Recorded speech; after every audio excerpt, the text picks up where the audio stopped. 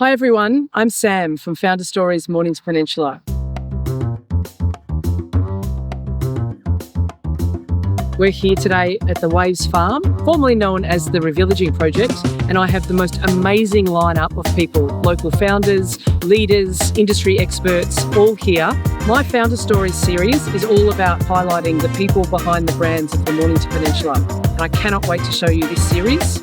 But I do also mention if anyone has a story that they'd like to share, a founder that's out there in the community that has a real reason for being, a purpose, please reach out. I'd love to have you on the series. But today, let's go and interview some Series 2 founders. Welcome, Anna. Thank you. Series 2, Episode 6. We're here at Waves, beautiful Waves Farm, and I have one of my favourite local people, Anna, with me. Now, I'm going to take you through her journey today, which is very vast and quite awarded, I might add. Mm-hmm. So, Anna, you grew up in Frankston. Is that correct? Did. Yes. Yeah, so in Frankston South. I went to John Paul College first and then went to Frankston High School where I finished my education and have been living here my entire life. I did go over to Western Australia in my 20s where I was over there for a few years and then moved back. The peninsula was calling. Yes. It often does. People do tend to go away a little bit and then come back. It's always a couple of years and then they get pulled back. Yes, they do, yes.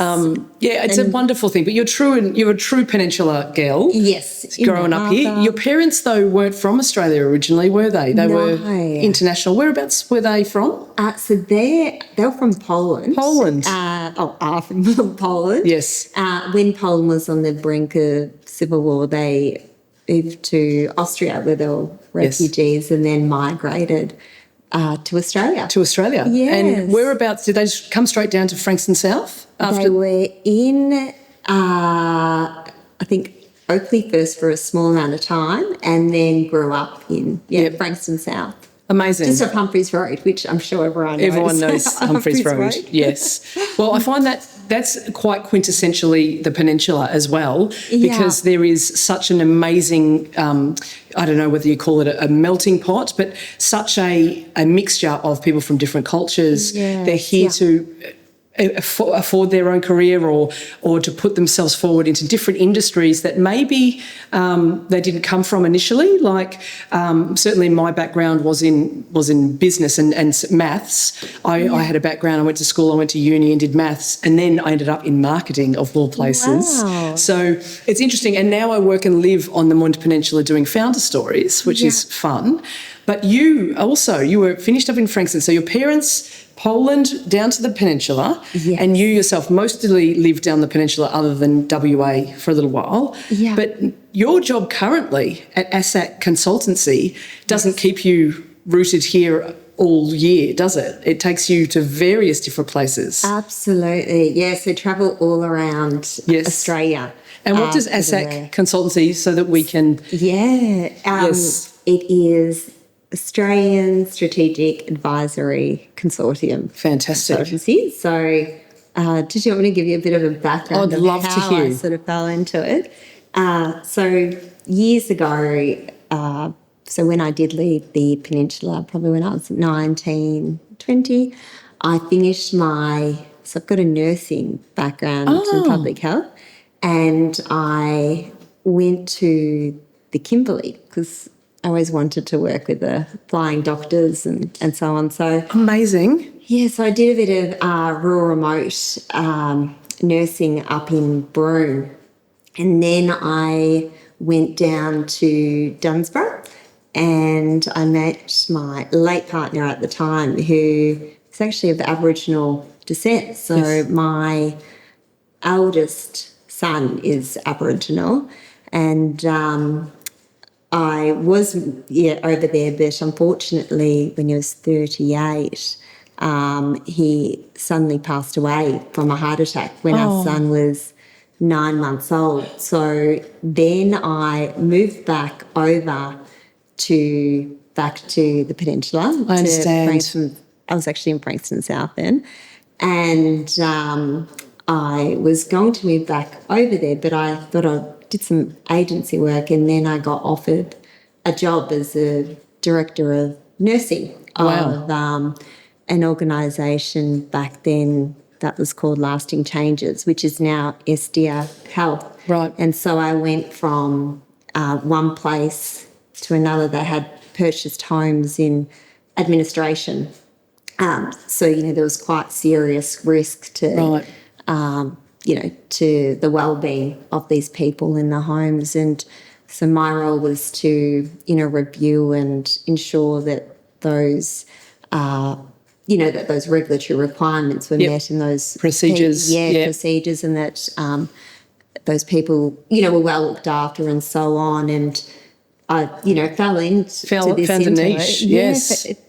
Fell into this, into this area, and it didn't feel like work at all what I was doing. So I absolutely loved what I was doing, and still to this day it doesn't feel like work. And then went from one home to the other, and I thought I'll have a little break. It was after a few years, and my late 20s, I went around the corner and I thought I'll just have just for a few months, work here, because it was long hours and so on. And there was consultants there that offered, for me to work with them. Yep. So I started a sole trading business and ended up on the original Commonwealth Advisory Panel of the Commonwealth Government for organisations that were sanctioned and assisted in, building capability and capacity in these organisations.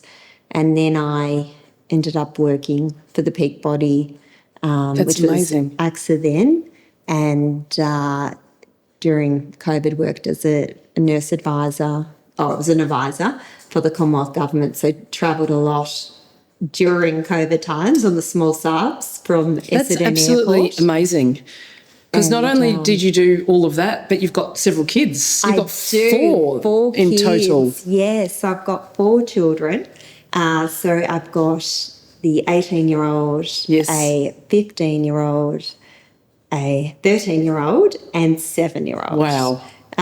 So I've got 4 children. It's a busy home. It is. Yes. Yeah. And I've been fortunate to, before COVID, had an au pair that supported me at home, but now my dad seems to. I'm very fortunate. Well, if you've got grandparents, it's a fantastic. Oh, absolutely, and it's great for the kids. And it's great for the grandparents. I mean, they love it most of the time. They love it. Yeah, absolutely. But I think that really speaks to you and your resilience right through having a personal loss there along the way, which would have been quite.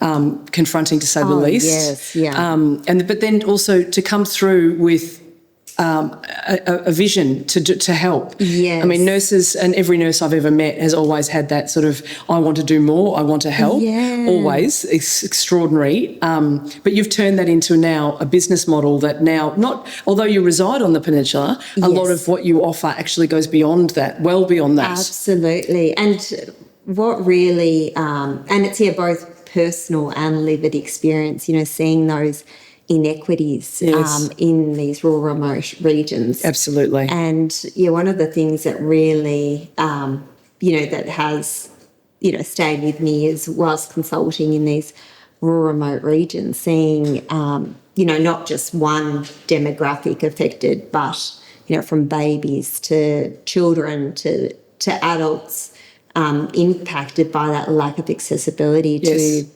basic health services, such as medication, treatments and pathology, and seeing quite a high death rate with sepsis and from basic infections that if treated in a timely manner would be resolved more quickly, more successfully. Instead of developing into severe infection and leading to death or morbidity. So, and that's where my other project sort of came about, where I thought a drone would be a great What's the name of this project? So it's called the Wildu Aero Project. Yes. Tell us more. What does it Wildu stand for? Wildu. So Wildu is in Aboriginal. It's the claw, and it can be it's the claw of the Southern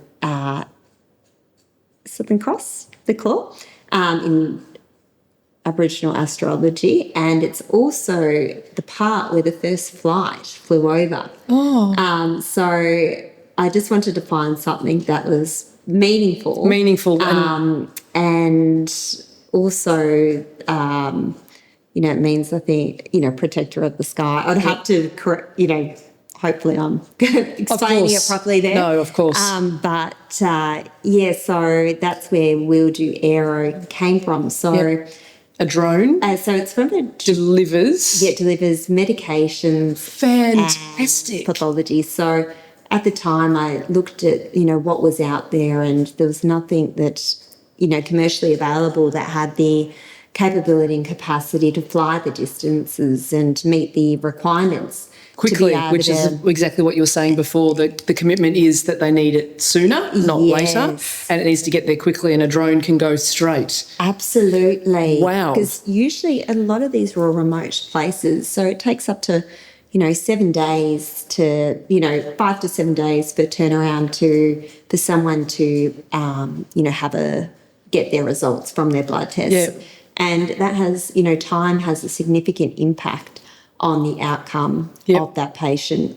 So we're also working with Curtin University, who are doing the health data analytics and health economics. So looking at, the morbidity, mortality rate in those regions, the amount of the demand as well with the serum samples that are sent, and also, the amount of hospital transfers. So it's anticipated that this project will have a significant impact on the morbidity and mortality rate for the population living in these regions. Remote regions. Yeah, and also the management of chronic disease and enabling remote clinics to, work efficiently and, supporting them, and also supporting the efficiency of telehealth services as well. And as well as that, we're not looking, we're not just looking at plonking technology. We're looking at things holistically, and it's designed fit for purpose. So originally, when we couldn't find, a drone that was suitable, I reached out to CRSO, who referred me to Professor Darius Pistati, who's world leading from the University of Sydney, who's world leading for aeronautical engineering and hydrogen fuel cell propulsion. Yes. So, so it took a few years to negotiate the contract, and then we got started. But it's a part of our business model is that research and development will be constantly, will be ongoing, because we don't want to just... It's a legacy. It's going to go on well past your time in the communities. Yes. You're setting up a response to a community need that will be continuous and consistent. Yeah, absolutely. And that research and development will... Because, technology is always advancing and so on.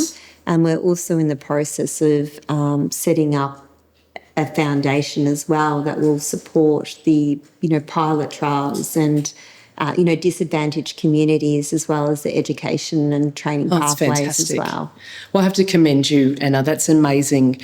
It's having an impact, as I mentioned, long past, your current situation and your current reach. It'll last years beyond you and beyond ASAC. But I will say congratulations. That's fantastic. Thank you. I also, in my time, in my experience in life, have worked in remote Indigenous communities. Oh, amazing. A little while back. I think we've crossed paths on this before, where we were delivering health programs out of Central Australia, or right across Australia, but mostly my program was in Alice Springs, Areyonga, 224 kilometres southwest of Alice Springs. Wow. And I can firsthand attest to the need of being able to, the requirement for getting a responsive time on when they can get antibiotics is a big thing out in remote communities, and getting things turned around for the good health of the entire community. Because if you're living in a small remote region, you're very interconnected, and if one person goes down, it can often,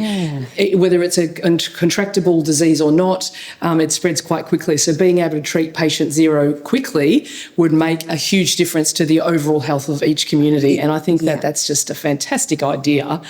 And once again, it just reminds me of founder stories. We sit here on our little peninsula and we've got such an amazing group of, whether it's through wellness, whether it's through farming, whether it's through on the trades.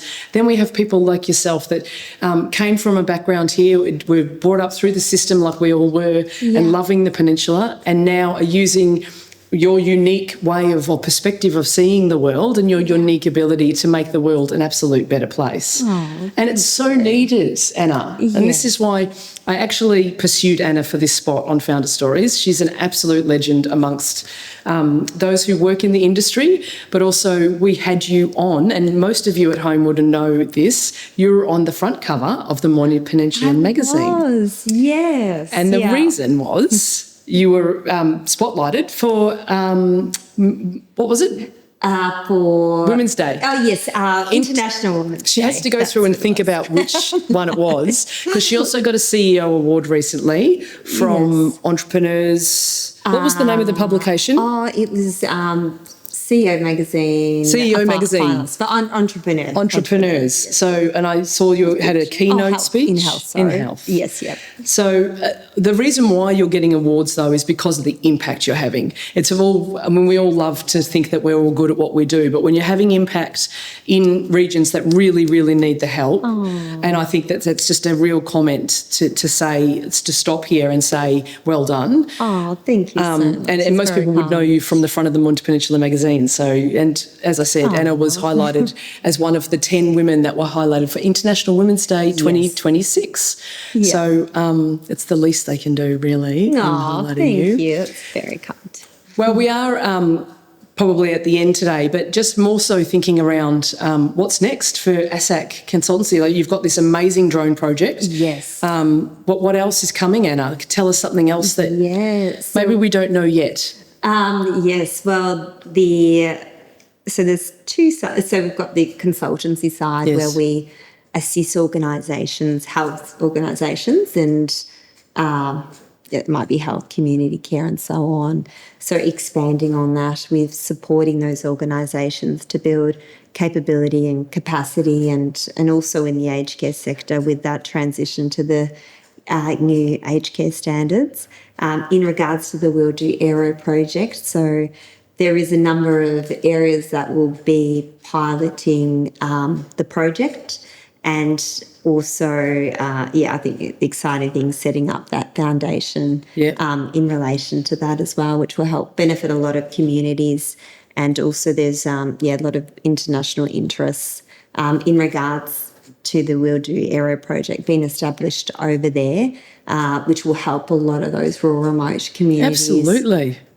Well, we've got AI sort of sorting out the business side of things and being, you've got a robot, essentially you could call it a robot that helps you work and do your thing. But now I think the other side of that is, how do we actually help the human beings? Absolutely. And this is how we do that. Yes. We take the healthcare, particularly healthcare, which is something that we need to spotlight a little bit more in Australia, I think, particularly in regional and remote communities. Oh, absolutely. And you're doing that, but you're also putting human beings at the centre of that and just making sure the robots can get to them quickly. Yes. What an extraordinary thing to do. Oh, thank you. And it's about integration, into the health system and working with community, in partnership to ensure, that it is, fit for purpose and serves those needs. And also, in addition to that, creating that advanced manufacturing job opportunities. Oh, absolutely.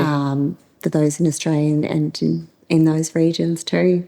Absolutely. And I can't wait to see what ASAC does. But you said before you were going to there's a foundation you're setting up at the moment. So do you have a name for that yet? It'll be the Wildu Aero Foundation. Yes, fantastic. So, yes, that's in process of being established. And we'll keep an eye out for it. Yeah, absolutely. And all through your website then, so ASAC Consultancy. Yes. I keep an eye out. ASAC Consultancy. And we'll be putting more stuff out in regards to the other project. And what comes next. And I think it's just a brilliant synopsis of people. This Series 2 has shown me, it's humbled me actually, the beautiful people that have joined me here at Waves Farm, to really bring about I don't know, it's not just behind the people behind the brands, it's people behind the brands on the Mornington Peninsula who are truly connected, doing good things, and today sharing their story. And as they have all through the series too, they've shared their stories, and I cannot wait to share more. And Anna, I think you're going to have to come back in series 3 and tell us a little bit more, particularly about the Aero Project, because that's just unbelievable. And I'm honestly,